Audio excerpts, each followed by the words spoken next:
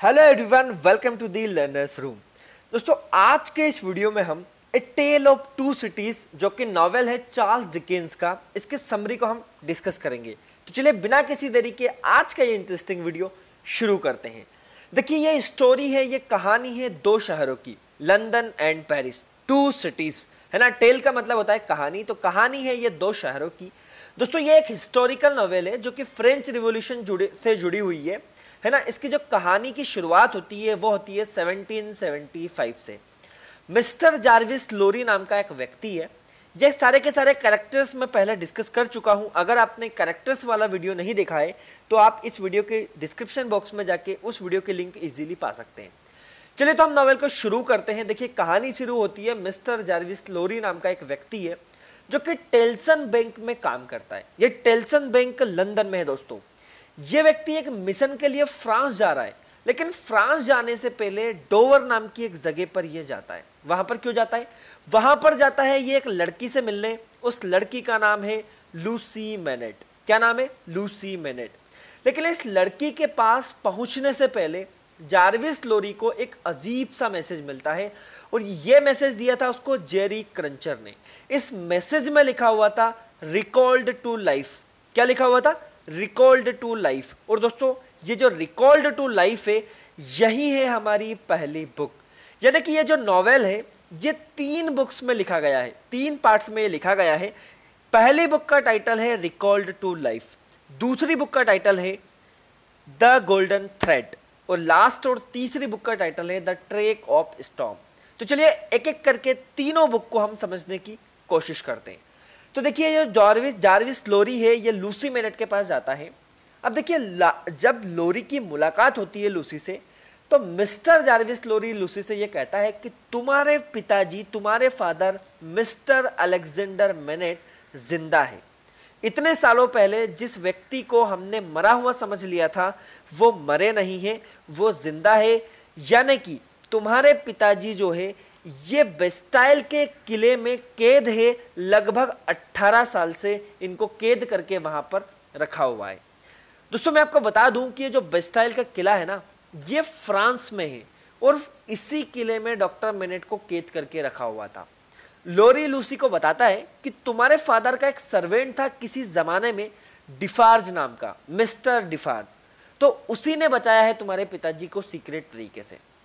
दोस्तों, ये जो मिस्टर डिफार्ज है, इसकी एक वाइन शॉप है। इसकी वाइन शॉप के आसपास कुछ रिवॉल्यूशनरी एक्टिविटीज होती है।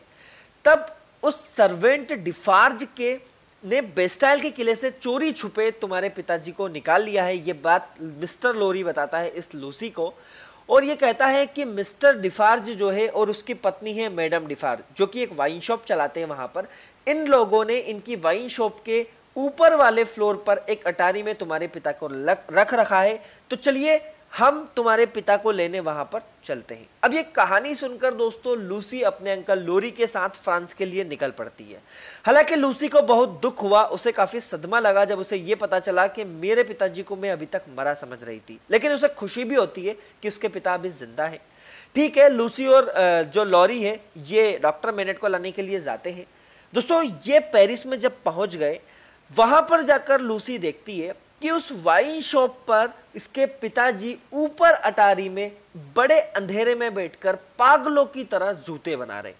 क्या कर रहे हैं? ये कोबलर का काम ये कर रहे हैं, यानी कि जूते बनाने का ये काम कर रहे हैं। बिल्कुल पागल की तरह ये काम कर रहे हैं।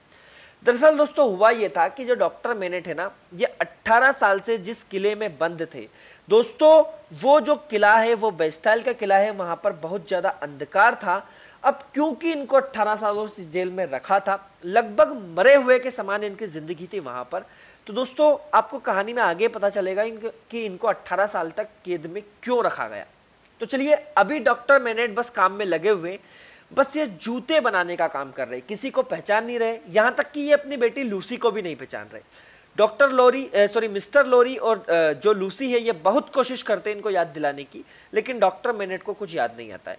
काफी टाइम बाद डॉक्टर मैनेट को कुछ याद आता है, लूसी के बालों को देखकर, लूसी के गोल्डन हेयर्स को देखकर। यानी कि लूसी के जो बाल है ना, ये सुनहरे बाल है, और लूसी के जो गोल्डन बाल है, सेम वैसे ही बाल इस लूसी की माँ के भी थे, यानी कि डॉक्टर मेनेट की वाइफ के भी थे। तो यही चीज देखकर, उसके बाल देखकर उनको कुछ याद आता है।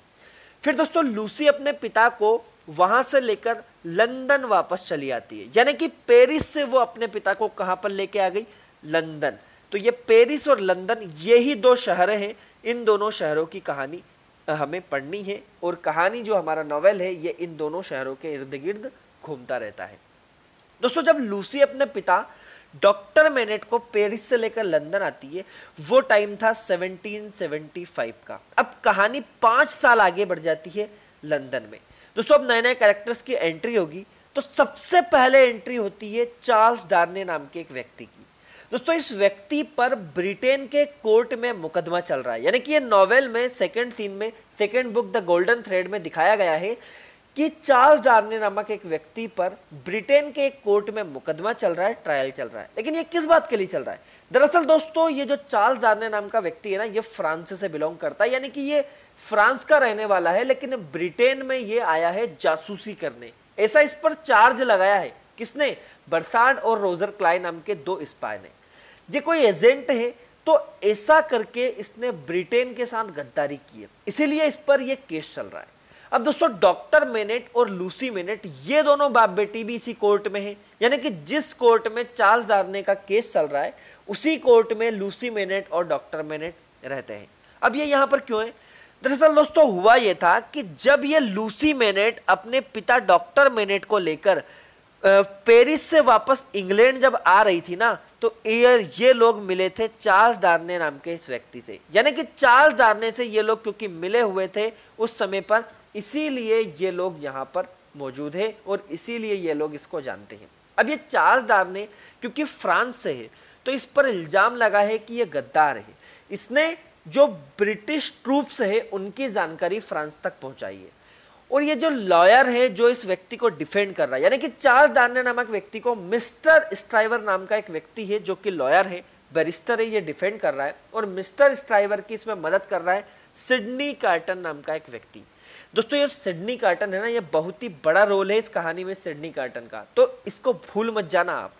चलिए ठीक है, तो ये दोनों लोग डिफेंड कर रहे हैं चार्ल्स डार्ने को, और ये लोग इसे बचाने में सफल भी हो जाते हैं। केस ये लोग जीत जाते हैं, और इनके केस जीतने का सबसे बड़ा कारण होता है कि सिडनी कार्टन जो है ना, वो बहुत हद तक चार्ल्स डार्ने के जैसा दिखाई देता है, बिल्कुल हम शक्ली दिखाई देता है ये। इसीलिए मेन विटेंस जो है, जो चार्ल्स डार्ने को फंसाने की कोशिश कर रहा था, तो उसकी बात कमजोर पड़ जाती है और ये लोग केस जीत जाते हैं। तो चार्ल्स डार्ने को बचा लिया जाता है किसके द्वारा? 2 लोगों के द्वारा, सिडनी कार्टर और मिस्टर स्ट्राइवर, ये दोनों लोग बचा लेते हैं चार्ल्स डार्ने को। ठीक है दोस्तों, अब कहानी वापस आती है कहां पर? फ्रांस के अंदर। तो फ्रांस में लड़ाई किस बात पर चल रही है? मैंने आपको बताया था कि ये जो नॉवेल है ये सेट किया गया है कहां पर? फ्रांस के अंदर, जब फ्रेंच रिवॉल्यूशन चल रहा था। दोस्तों हुआ यहां पर ये कि गरीबों और अमीरों, यानी कि कॉमनर्स और एरिस्टोक्रेट्स के बीच में ये लड़ाई चल रही है। ये अमीर लोग जो है ना, ये गरीबों को दबा रहे हैं। किस बात पर लड़ाई है दोस्तों? वहां पर रिवॉल्यूशन होने वाला है, वहां पर इसी बात पर रिवॉल्यूशन होने वाला है कि ये एरिस्टोक्रेट्स लोग जो है ये अत्याचार करते हैं, एट्रोसिटीज करते हैं गरीबों पर। तो वहां पर एक आदमी है जिसका नाम है मार्क्सिस सेंट एवरमोंट। ये जो आदमी है, ये देख सकते हैं आप, मार्क्सिस सेंट एवरमोंट। ये जो आदमी है ना दोस्तों, ये बड़ा अहंकारी व्यक्ति है, ये खूब पैसे वाला है। होता यहां पर यह है कि ये जो व्यक्ति है ये अपने किले में जा रहा होता था अपनी बग्गी में बैठकर, बड़ी स्पीड में यह जा रहा था अपनी बग्गी से, लेकिन अपने महल की तरफ जाते वक्त एक्सीडेंटली इसकी बग्गी के नीचे एक गरीब का लड़का आकर मर जाता है। अब वो मर तो गया, लेकिन उसका फादर जो है ना, उस बच्चे को हाथ में उठाकर रोने लगा। इस व्यक्ति ने, इस एवरमोंट नाम के व्यक्ति ने अपनी जेब में से एक सिक्का निकाला और उस व्यक्ति को उस सिक्का उछालकर फेंक कर देते हुए कहा, ये लो हर जाना। यानी कि आप देख रहे हो इस एवरमोंट का घमंड, ये क्या कर रहा है? ये गरीब की जिंदगी की कोई कीमत ही नहीं समझ रहा, उसको ये हर्जाने के तौर पर सिक्का उछालकर देख रहा है। घमंड देख रहे हो आप इसका? अब दोस्तों होता यहां पर यह है कि ये अपनी बग्गी को लेकर अपने महल में पहुंचता है, तो वहां पर इसको इसका भतीजा मिलता है। इसका भतीजा और कोई नहीं दोस्तों, चार्ल्स डार्ने नाम का ये जो व्यक्ति है ना, ये भतीजा है चार्ल्स एवरमोंट का। यानी कि आप समझ नहीं पा रहे हो, कि ये हो क्या रहा है। चार्ल्स डार्ने तो लंदन का व्यक्ति है, लंदन में रहता है, जबकि ये एवरमोंड है ये फ्रांस में रहता है, तो ये इसका भतीजा कैसे हुआ। दोस्तों यहाँ पर जो चाचा है वही भतीजा है। इट मीन्स दोस्तों यहाँ पर जो चार्ल्स डार्ने है ना, ये एवरमोंड फैमिली से बिलोंग करता है, यानी कि इसका असली नाम चार्ल्स एवरमोंड है, इसका असली नाम चार्ल्स डार्ने नहीं है। ये नाम बदल कर रह रहा है ब्रिटेन के अंदर। तो ये व्यक्ति ब्रिटेन से फ्रांस वापस आया है अपनी फैमिली से हमेशा के लिए रिश्ता तोड़ने के लिए। यानी कि फ्रांस के अंदर ये चार्ल्स डार्ने क्यों आया है, इस पर केस तो ब्रिटेन में चल रहा था, तो ये आया है अपने परिवार से रिश्ता तोड़ने के लिए, क्योंकि ये जिस फैमिली से बिलोंग करता है इसके परिवार के लोग बहुत ही अमीर लोग हैं, बहुत ही ज्यादा पैसे वाले हैं, और ये गरीबों पर अत्याचार करते हैं जो कि इसे पसंद नहीं है। तो दोस्तों जब होता यहाँ पर यह है कि ये जो मार्किस सेंट एवरमोंड है, इसने उस बच्चे के ऊपर बग्घी चढ़ा दी और उसकी डेथ हो जाती है, तो उसी रात को इस एवरमोंड का मर्डर हो जाता है। यानी कि कमरे में जब ये सोया हुआ रहता है तब इसका मर्डर हो जाता है, और इसका मर्डर किया है उस बच्चे के पिता ने। उस बच्चे के पिता का नाम है गेस्पार्ड। क्या नाम है? गेस्पार्ड। तो गेस्पार्ड ने मर्डर किया है इस एवरमोंड का, ये आपको ध्यान रखना है। चलिए कहानी आगे बढ़ती है। कहानी में आगे होता यह है दोस्तों कि वहां ये चार्ल्स डार्ने, स्ट्राइवर और सिडनी कार्टन, ये जो तीनों लोग हैं ना, कौन कौन? सिडनी कार्टन, मिस्टर स्ट्राइवर और चार्ल्स डार्ने, ये तीनों लोग जाते हैं डॉक्टर मेनेट के घर पर। डॉक्टर मेनेट के घर पर ये लोग जाते हैं दोस्तों। ये लोग क्यों जाते हैं? बेसिकली होता यह है कि ये तीनों पसंद करते हैं लूसी मेनेट को, यानी कि लूसी को तीनों के तीनों पसंद करते हैं, और मिस्टर स्ट्राइवर तो लूसी को प्रपोज करने का ट्राई भी करते हैं। लेकिन मिस्टर लोरी इनको वार्निंग दे देते हैं कि लूसी आपका प्रपोजल एक्सेप्ट नहीं करेगी, क्यों तुम एक लड़की के हाथों अपनी बेइज्जती करवाना चाहते हो। लेकिन फिर भी ये ट्राई करता है, लेकिन लूसी इसे मना कर देती है। दूसरी ओर दोस्तों सिडनी कार्टन, ये भी लूसी को बहुत पसंद करता है। ये बार बार लूसी से कहता है कि मैं तुम्हें कैसे यकीन दिलाऊं कि मैं तुम्हें कितना प्यार करता हूं। हालांकि सिडनी कार्टन का पास्ट भले ही खराब रहा हो, लेकिन आज भी इसके अंदर सच्चाई बाकी है, यानी कि ये सच्चा प्यार करता है लूसी मेनेट से। ये लूसी को दिखाता रहता है अपनी सच्चाई को, ताकि लूसी मान जाए, एक ना एक दिन लूसी मान जाएगी, ऐसा ये मानता है। लेकिन फाइनली होता ये नहीं है दोस्तों। लूसी मिलती है चार्ल्स डार्ने को, यानी कि तीनों में से चार्ल्स डार्ना नाम का जो व्यक्ति है इसको मिलती है लूसी, और ये लूसी से शादी भी कर लेता है। इसको डॉक्टर मेनेट से परमिशन भी मिल जाती है कि ये लूसी से शादी कर ले। लेकिन दोस्तों होता यह है कि बेचारे डॉक्टर साहब को थोड़े ना पता है कि ये चार्ल्स डार्ने का असली नाम क्या है ना। शादी होती है, शादी वाले दिन डॉक्टर मेनेट को पता चलता है कि ये किस फैमिली से, यानी कि चार्ल्स डार्ने का असली नाम है चार्ल्स एवरमोंड। ये सुनने के बाद तो मानो डॉक्टर मेनेट के पैरों तले जमीन ही खिसक गई, यानी कि पता नहीं उनको क्या होता है, वो फिर से पागलों की तरह जूते बनाने का काम शुरू कर देते हैं। मतलब दोस्तों ये कुछ ऐसा जानते हैं एवरमोंड फैमिली के बारे में जो कि आज तक किसी ने नहीं सुना है।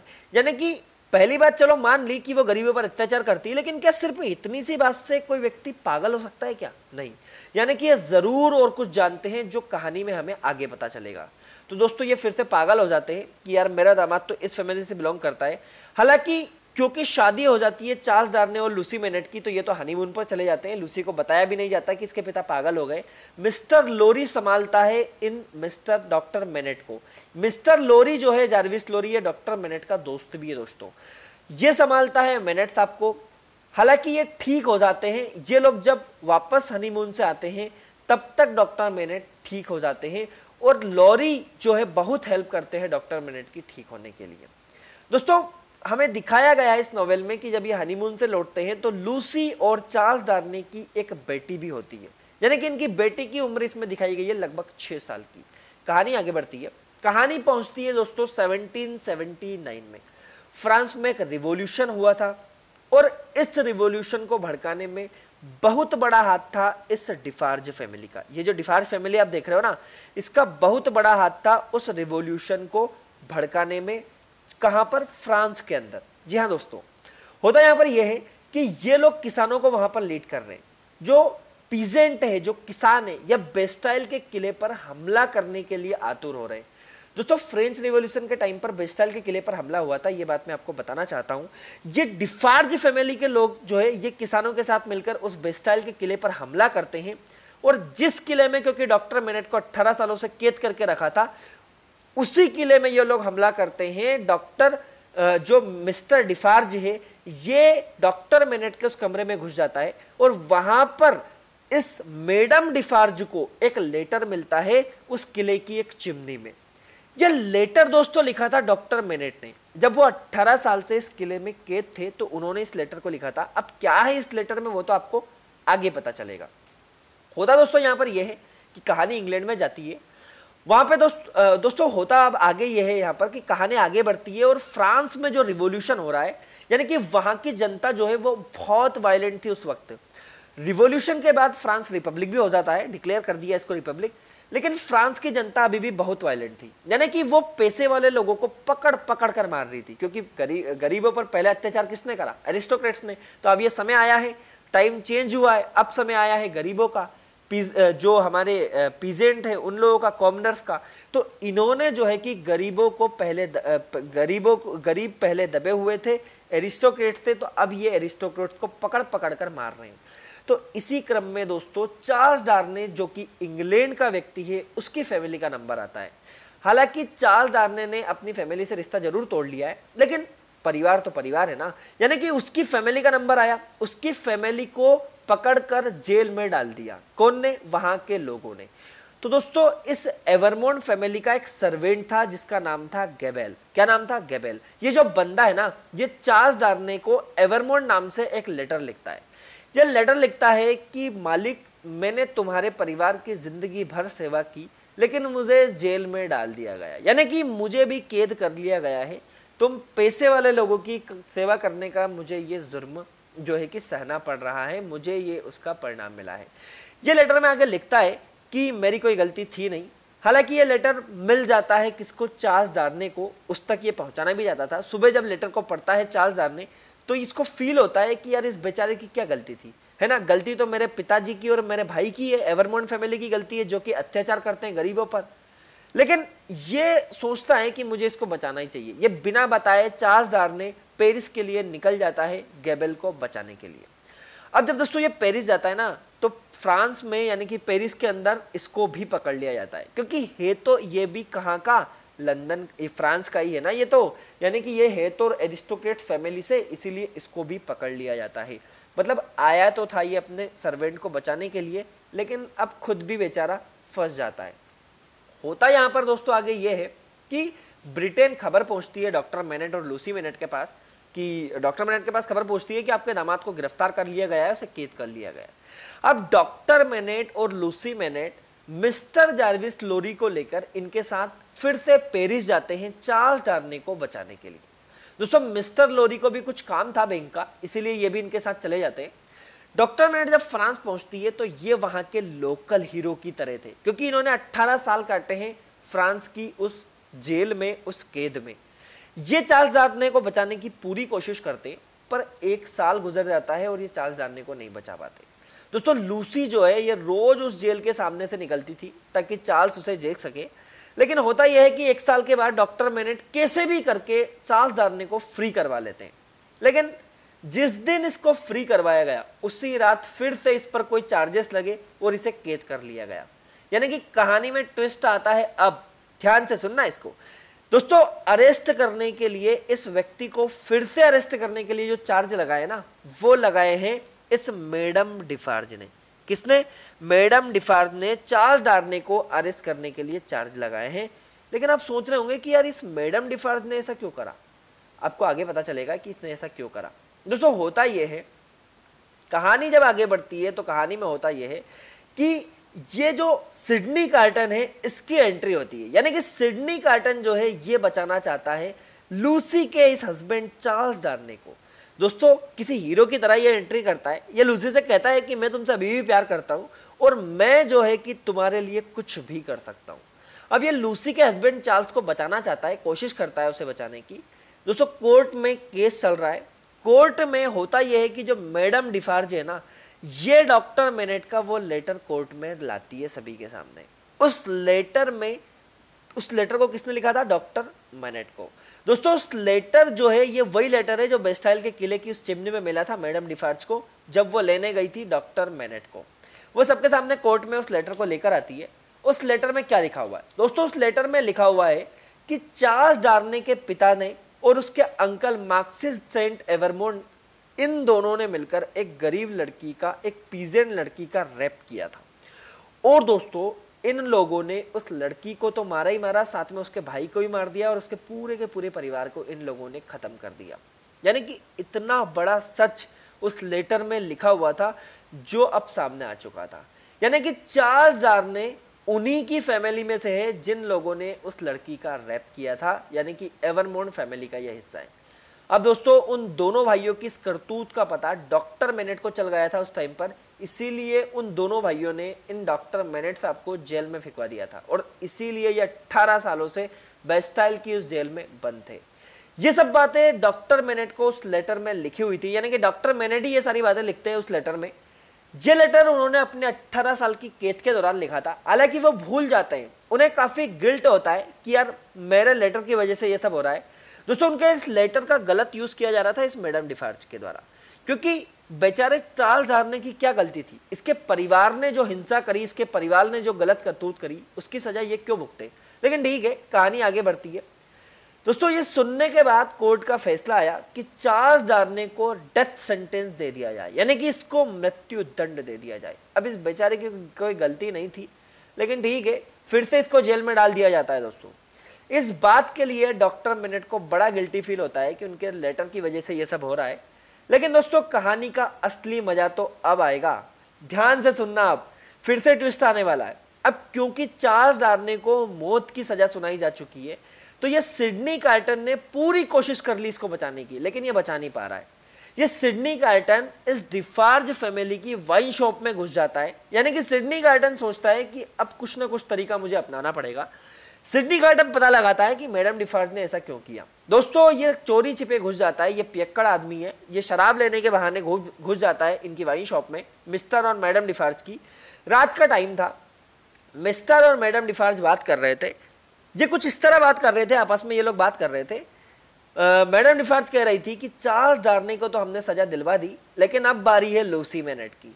ये सोचता है कि लूसी के पीछे ये क्यों पड़ी हुई है, यानी कि मैडम डिफार्ज इतना पागल क्यों हो रही थी यार इस एवरमोंट फैमिली को खत्म करने के लिए।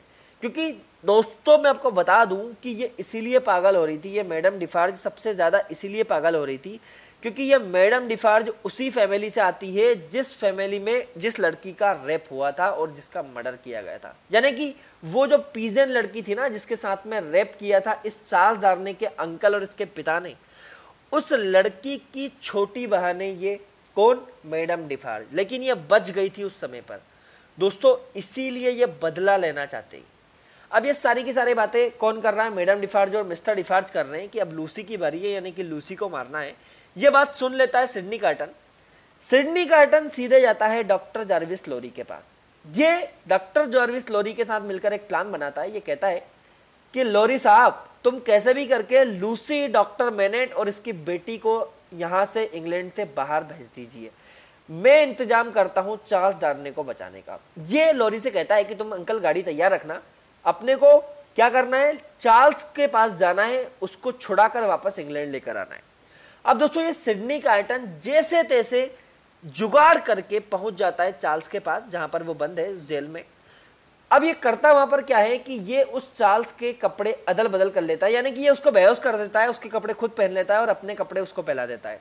दोस्तों अपने दोस्त बरसात के साथ चार्ल्स डार्ने बाहर निकाल देता है, सिडनी कार्टन बाहर निकाल देता है इस चार्ल्स डार्ने को और उसको अपना पासपोर्ट और अपने सारे कागज भी थमा देता है कि जब तुम जाओगे तो बॉर्डर पर तुम्हें कोई दिक्कत नहीं आने चाहिए। यानी कि चार्ल्स को तो इंग्लैंड के लिए रवाना कर दिया दोस्तों, लेकिन यहां पर सिडनी कार्टन फंस जाता है। इसी बीच दोस्तों मैडम डिफार्ज चाहती है कि ये लूसी को नुकसान पहुंचाए, लेकिन लूसी की एक मेड सर्वेंट है मिस प्रॉस। कौन है? Miss pros. इनके बारे में हमने कैरेक्टर्स में भी डिस्कस किया था। तो मिस प्रॉस जो होती है दोस्तों, ये आ जाती है बचाने के लिए लूसी को, यानी कि ये कहती है कि तुम्हें पहले मुझसे निपटना पड़ेगा, उसके बाद में तुम मिल सकती हो लूसी से। मैडम डिफार्ज और मिस प्रोस के बीच में हाथापाई होती है, भयंकर हाथापाई होती है, जिसमें मैडम डिफार्ज पिस्तौल निकालती है और इनकी पिस्तौल से गोली चलती है, लेकिन वो गोली इन्हें ही लग जाती है, यानी कि खुद की गोली से खुद की ये डेथ हो जाती है, इनकी मृत्यु हो जाती है। दोस्तों धमाका इतना खतरनाक था उस पिस्तौल का कि उससे मिस प्रोस बेचारी बहरी हो जाती है। अब दोस्तों कहानी में आगे आपको पता चल ही गया होगा कि सक्सेसफुली ये सभी लोग तो इंग्लैंड के लिए निकल जाते हैं, लेकिन बेचारा फंस गया कौन? Sydney carton. यानी कि सिडनी कार्टन जो है इसने चार्ल्स डार्ने को बचाने के लिए खुद की जान को दांव पर लगाया है। दोस्तों इस कहानी के एंड में डेथ दी जानी है किसको? सिडनी कार्टन को। गिलोटिन नाम का एक मशीन होती है ना, एक हथियार होता है गिलोटिन नाम की, जिसमें सर रखा जाता है और ऊपर से धारदार ब्लेड छोड़ी जाती है जिससे सर अलग हो जाता है। यानी कि सिडनी कार्टन को वहां पर ले जाया जाएगा, इसका सर वहां पर रखा जाएगा और दोस्तों इसकी मृत्यु हो जाएगी। सिडनी कार्टन ने क्योंकि लूसी से वादा किया था कि मैं तुम्हारे लिए कुछ भी कर सकता हूं, तुम्हारे लिए मैं अपनी जान भी दे सकता हूं, और दोस्तों अब ये मरने भी जा रहा है। यानी कि सिडनी कार्टन ही असली वो हीरो है इस नोवेल का, जो इस नोवेल का प्रोटैगनिस्ट भी है। कुछ क्रिटिक्स इसको इस नोवेल का हीरो भी मानते हैं, लेकिन मैं भी दोस्तों इस नोवेल का हीरो इसी को मानता हूं, क्योंकि इसने अपनी जान भी कुर्बान कर दी है लूसी के प्यार में। और ये सिर्फ लूसी के जिंदगी ही नहीं बचा रहा है, ये जिंदगी बचा रहा है चार्ल्स डार्ने की भी, है ना। तो ये थी दोस्तों इस नोवेल की एक छोटी सी स्टोरी समरी। मिलते हैं अब एक नए वीडियो में, तब तक के लिए ख्याल रखिए।